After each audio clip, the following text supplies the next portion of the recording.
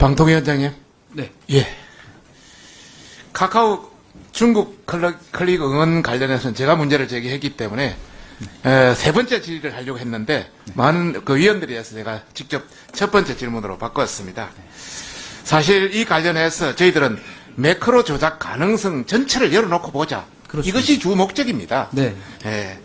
그래서 카카오 보고 지금까지 이상 징후 및 침해 시도 관련해서 건수를 전부 제출해달라 했더만 제출을 안 하고 있습니다. 하여튼 앞으로도 뭐 계속 요청은 하겠지만은 참고로 그렇다는 말씀을 드리고 싶고 우리도 자료가 안 왔다 이런 말씀을 드리고 싶습니다. 드루킹 이번에 그 8강전 클릭 응원이 매크로에서 맥없이 뚫렸기 때문에 앞으로 포털도 드루킹과 같이 맥없이 뚫릴 가능성이 충분히 농후하다. 이것이 결론이다는 걸 다시 한번 말씀드리면서요. 네. 우리가 이 관련해서 다수의 보안 전문가 또 키사 인터넷 진흥원 관련 담당자 상당히 그보다 더 정교한 사람까지 불러서 전부 체크를 해봤습니다. 해보니까 FM 코리아라든지 DC 인사이더 그에 올라온 정보만으로는 고유 IP 값이 특정되지 않기 때문에 확인되지 않기 때문에 네. 공격자를 특정할 수 없다. 이것이 결론이었습니다. 그렇습니다. 예. 그래서 일부 뭐 당에서는 또 일부에서는 뭐 일부 장난으로 자꾸 물타기를 하는데 그런 거는 결코 아니다. 이런 말씀을 드리고 싶습니다. 참고로 이 화면을 한번 보시겠습니다. 첫 번째 두 번째 그 프로그램은 축구 응원 페이지 반복해서 접속하는 매크로 프로그램입니다. 소위 매크로 소스 코딩이라 그러는데요. 첫 번째 그 그림을 보시면은 접속 대상 페이지가 첫 번째 칸이고요. 두 번째는 정상적인 데이터 구조고 세 번째는 IP를 숨기기 위한 프록시. 이 들어가면 IP가 다 숨겨집니다. IP 안다는 게 거짓말입니다. 그다음 두 번째 프로그램을 한번 보시면은 첫 번째 칸이 뭐 211, 249 띵띵띵 되는데 이것이 카카오 서버입니다. 국내 서버입니다. 세 번째 프로그램을 한번 보시면은 이거는 수신자 정보 CHN으로 되어 있는데 앞쪽이 저거 중국입니다. 관련해서 한 개씩 늘어나고 국내는 하나도 코리아는 하나도 늘어나지 않고 있습니다. 이걸 보면은 공격자를 특정할 수가 없다. 전문가들도 그렇게 이야기를 하고 있습니다. 왜냐하면 프록시 서버로 들어왔기 때문에 도저히 프록시 서버에서 IP 위조가 가능합니다. 그래서 실제 특성할 수 없기 때문에 모든 개연성을 열어놓고 수사할 수밖에 없다. 그래서 카카오도 모른다는 겁니다. 카카오도. 이 오기 전에 카카오 담당자 대표가 다 불렀습니다. 다만 이 매크로 관련해서 이 매크로는 사실 불법은 아닙니다. 매크로는 네. 중요한 것은 선거 기간 중에 뉴스 댓글에 이렇게 공격할 경우는 굉장히 문제가 생긴다. 이런 차원에서 저희들이 제도적 장치를 마련해야 된다는 이야기죠. 자, 포털 사업자가 가장 책임이 있는 거 아니겠습니까, 위원장님? 그렇습니다. 예. 1차적으로 가장 포털 카카오는 이번에 예. 사실 로그인 해가 들어올 수도 있지만 무로그인으로 횟수를 무한정으로 해가지고 엄청 늘어서 트래픽을 늘리면 이 광고가 많이 생기지 않습니까? 그대로 방치해 놓은 겁니다. 방치해 놓은 거죠. 예, 그래서 앞으로 이 어떤 포털 사업자에 대한 책임을 확실히 물어야 된다고 보는데 어떻게 보십니까?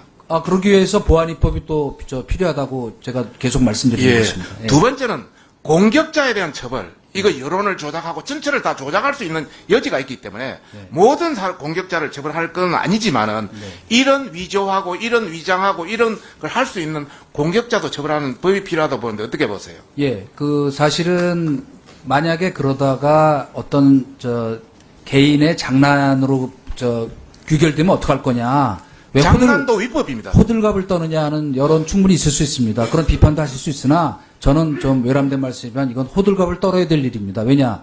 이런 것들이 발전하면 뭐 드루킹 사건을 뛰어넘어서 앞으로 대선 결과가 며칠 사이에 뒤바뀌고 전쟁 양상이 바뀔 수도 있는 그런 상황이기 때문에 더 이상 이런 식의 방치는 곤란하다. 위원장님. 그렇게 생각합니다. 예.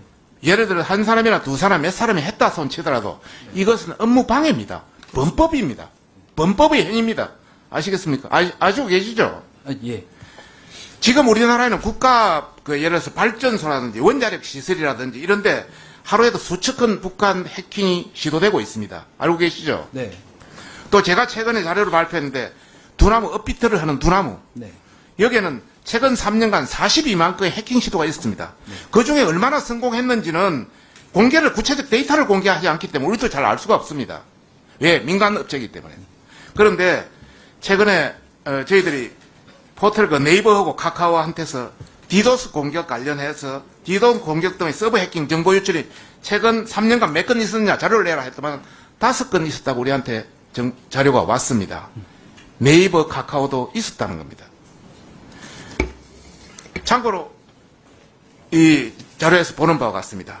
우리가 걱정하는 것은 민주당이 예전에 했던 8,800만 건 이상의 댓글로 조작한 드루킹 문제가 다시 상기될 수 있는 가능성이 충분하기 때문에 걱정하고 있는 것입니다.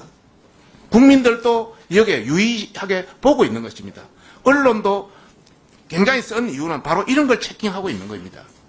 그렇게 생각하시죠? 그렇습니다. 그래서 수사 의뢰할 수밖에 없는 거겠죠. 네, 그렇습니다.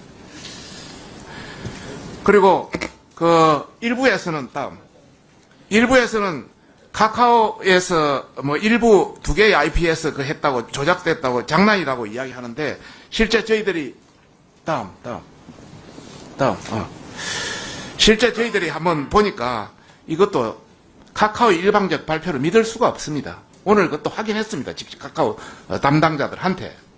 그래서 결국 수사기관이 나서서 전체적인 전모를 다시 한번 해야 되고 앞으로 이런 상황이 발생하지 않도록 다른 분야에도 철저히 그걸 해야 된다. 이런 차원을 말씀드리고 싶은 겁니다. 네.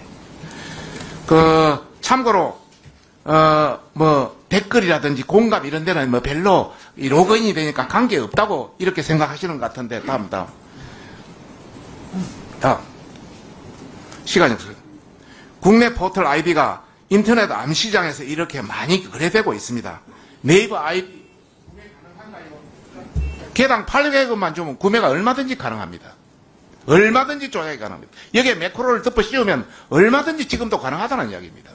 그런 차원에서 정말 우리가 정말 조심해야 된다.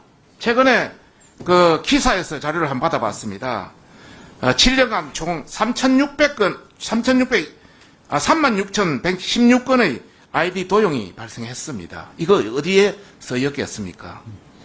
하여튼 우리가 이번 그걸 제대로 수사해서 앞으로 이런 일이 발생하지 않도록 하고 또 법적, 제도적으로 보완을 해야 된다. 생각하는데 어떻게 생각하십니까? 네, 근원적 대책이 필요하다고 생각합니다. 예, 이상입니다.